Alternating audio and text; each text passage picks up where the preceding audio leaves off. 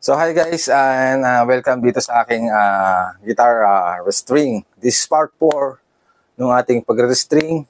So more on na to yung ating more on sounds, yung vibration, yung resonance or what maybe you call it nung string mismo nitong DR Veritas.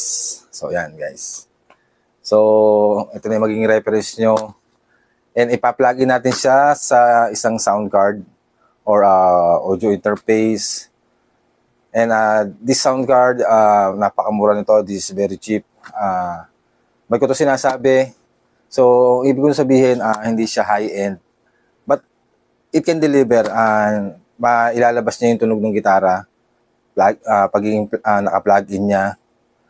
It's more like na naka-ampli kayo or dahil nga cheap siya, so medyo hindi ganun kaganda yung sounds. Pero bottom line nito, may seset yung acoustic guitar nyo, lalo kung may equalizer yung acoustic nyo. Kung matalas man yung string or very bright, so siyempre tayong mga musikero, nag-adjust tayo ng mga tonality or mid, bass, or yung ating high. So depende sa atin sa ating kagustuhan yon. So, ito yung ating sound card. Kukonek natin siya doon. So, yung una kong video, so hindi siya nakakonek sa sound card. Malaking difference to dun sa sounds ng mismong string or yung gitara. Gamit na rin tayo ng pick. Yan. So, syempre, mas malinaw ang tunog pag nakapick tayo. And, so, ano pa ba? Panatay natin. Tara, pakinggan na natin. Ito na yung gitara.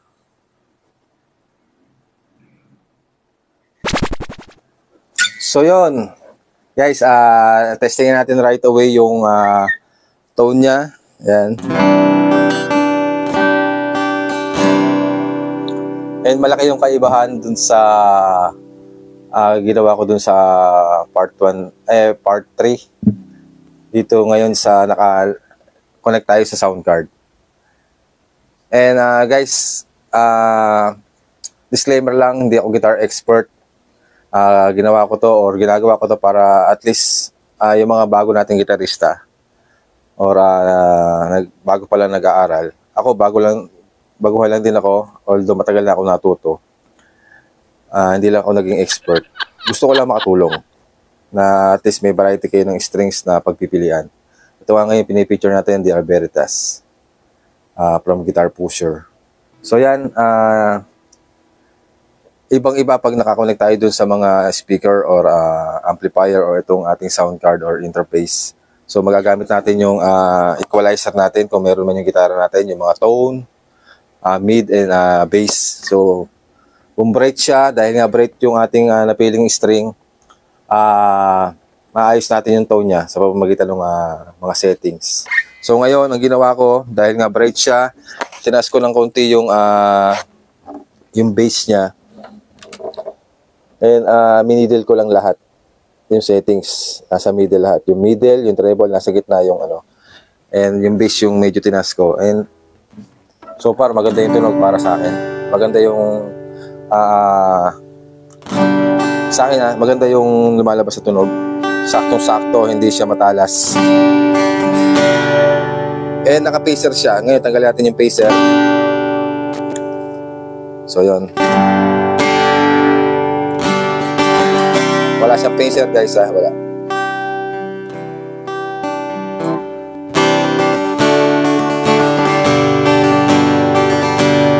With pacer.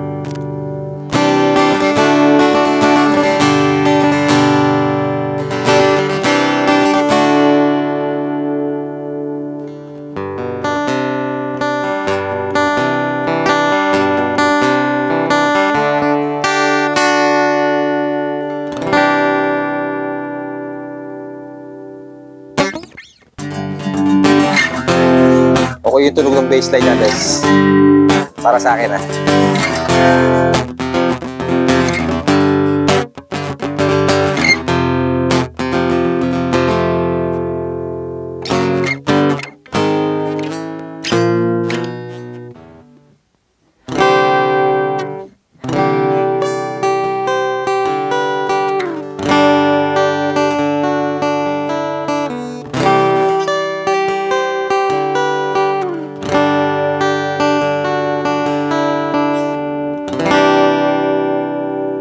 So try naman natin yung purong baseline.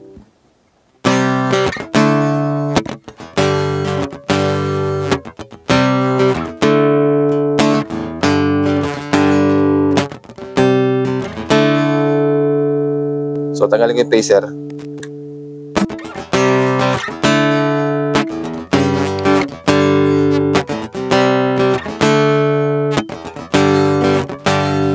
And gawin ko yung settings ko, yung normal kong settings. So yung bass yung mababa, and then presence lampas gitna, treble mataas. Yan, ganito. Parang ganito yung settings ko na normal. Yun, matalas na siya, masyado na siyang bright.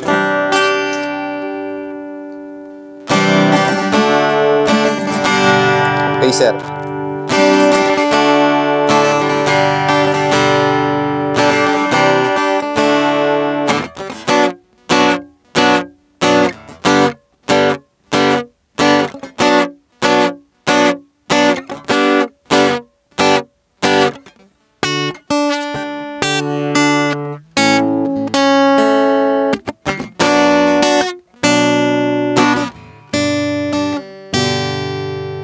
This one, hindi ko masyadong gusto. So, balikin natin siya dun yung treble sa middle, and then presence middle din. Taas natin ng konti yung bass. Yan. Babang-baba ko pa ng konting-konti yung treble. Yan. Konting-konting baba sa middle. This one is good. Yung sounds niya may volume, hindi puro bright. And now, pakinggan natin yung resonance, yung haba nung ano niya.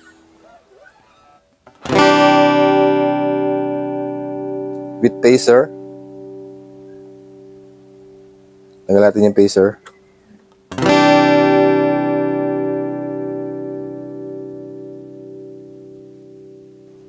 Okay lang yung ano niya. Meron siyang haba ng vibration or sound. Kayo na lang umusga, guys.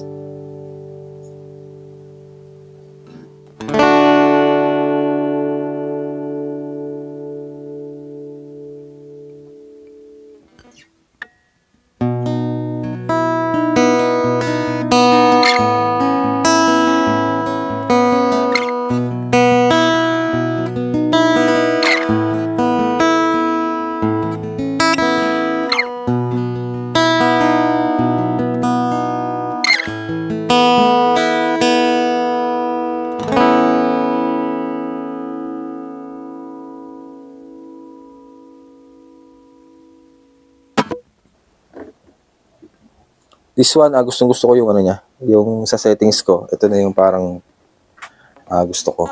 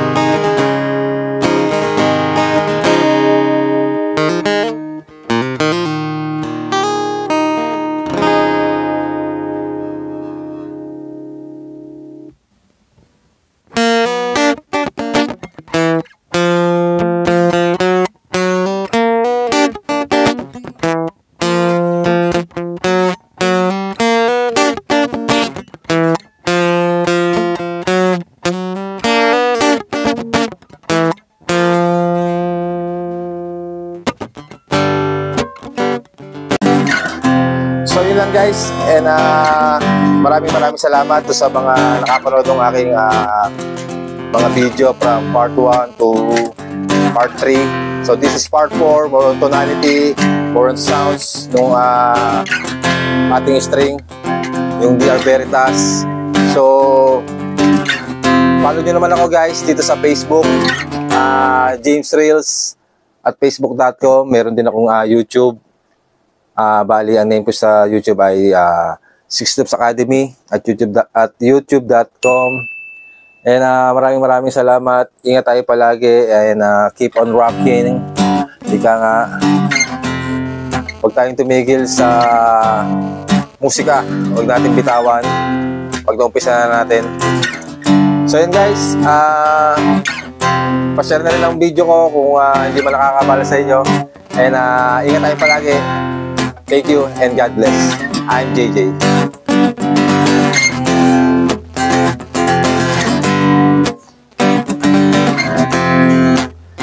Yes, I can find my way. Big day tonight, there's no tomorrow, so let's leave it on the lines. There's time, it's not too late. Take the rest and take the heads, so let's leave it on the line today.